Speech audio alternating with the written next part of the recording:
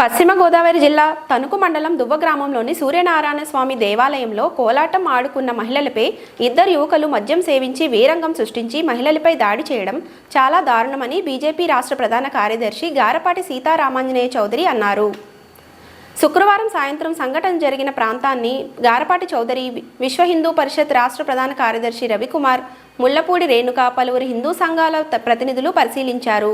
గాయపడ్డ వారిని పరామర్శించి సంఘీభావం ప్రకటించారు. ఈ సందర్భంగా గారపాటి చౌదరి మీడియాతో మాట్లాడుతూ కొంతమంది యువకులు ఉద్దేశపూర్వకంగా దాడి చేసి బెదిరింపులకు దిగుతున్నారని, అలాంటి వారిపై పోలీసులకు కఠిన చర్యలు తీసుకోవాలి అన్నారు.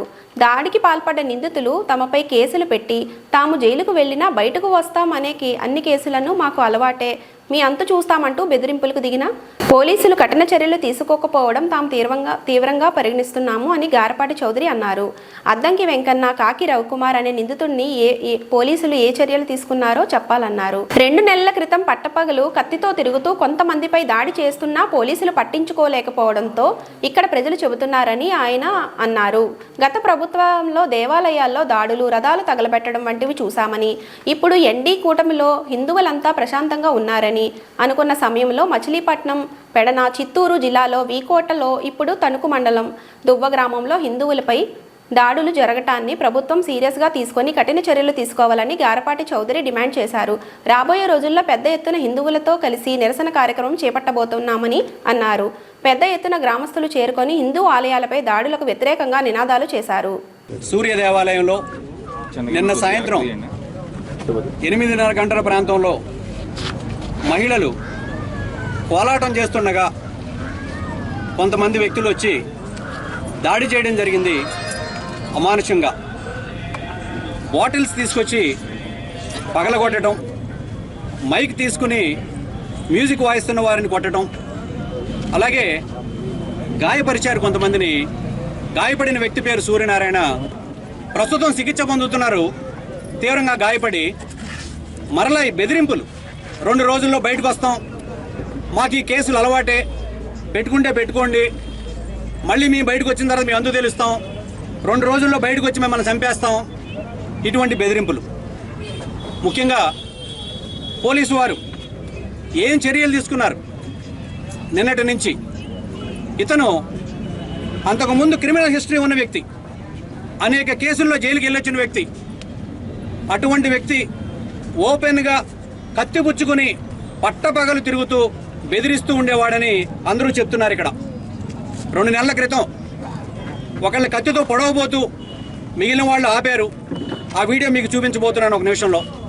అలాగే దసరా సందర్భంగా గ్రామోత్సవం కూడా నిర్వహించుకోకుండా అడ్డుపడి మీరు ఎలా చేస్తారో కార్యక్రమం చూస్తారని బెదిరింపులు, మిగిలినవి ఇక దుర్భాషలు. ఇటువంటి వ్యక్తి మీద ఏ విధమైన చర్యలు తీసుకుంటోంది డిపార్ట్మెంట్? గత ప్రభుత్వంలో చూసాం దేవాలయాల మీద దాడులు, అలాగే రథాలు తగలబెట్టడం, అలాగే విగ్రహాల చిరఛేదన. మరలా ఇప్పుడు ఎన్డీఏ ప్రభుత్వం వచ్చింది, మనం ప్రశాంతంగా ఉన్నాము అనుకుంటున్న సమయంలో హిందువుల మీద దాడులు పెరుగుతున్నాయి.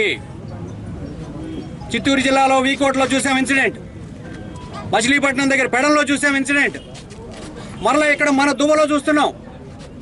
ఈ విధంగా హిందువుల మీద దాడులు పెరుగుతున్నాయి. రాబోయే రోజుల్లో హిందువులంతా కూడా ఈ దాడుల్ని ఖండించడానికి పెద్ద ఎత్తున మేము కూడా నిరసన కార్యక్రమాలు నిర్వహించబోతున్నాం.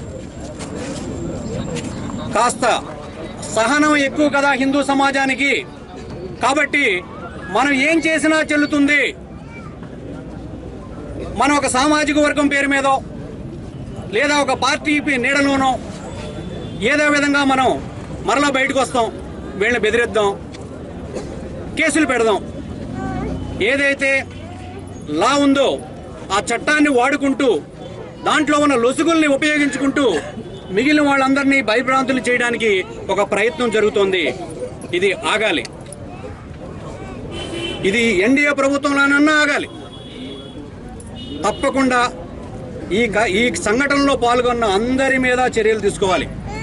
ఏదో తూతూ మంత్రంగా ఒకళ్ళని అరెస్ట్ చేశాం, ఎఫ్ఐఆర్ రిజిస్టర్ చేశాం అంటే కాదు. వీరికి మద్దతుగా నిలబడిన వాళ్ళు, ఆ సంఘటనలో పాల్గొన్న వాళ్ళు, వాళ్ళందరినీ కూడా అరెస్ట్ చేయాలి. ఈ సందర్భంగా మేమందరం డిమాండ్ చేస్తున్నాం. వీరందరూ కూడా హిందూ దేవాలయాల మీద ఎందుకు పడుతున్నారు? హిందూ కార్యక్రమాలు మాత్రమే అడ్డం ఎందుకు వస్తున్నాయి? హిందువుల మీద దాడి చేయాలన్నా, హిందూ దేవాలయాల మీద పడాలన్నా, ఆ ఆలోచన రావాలన్నా రాబోయే రోజుల్లో భయపడాలి. ఈ సందర్భంగా మేము డిమాండ్ చేస్తుంది, ఈ సంఘటనలో పాల్గొన్న వాళ్ళు, వెనకుండి నడిపించిన వాళ్ళు కూడా అందరి మీద చర్యలు తీసుకోవాల్సిందే.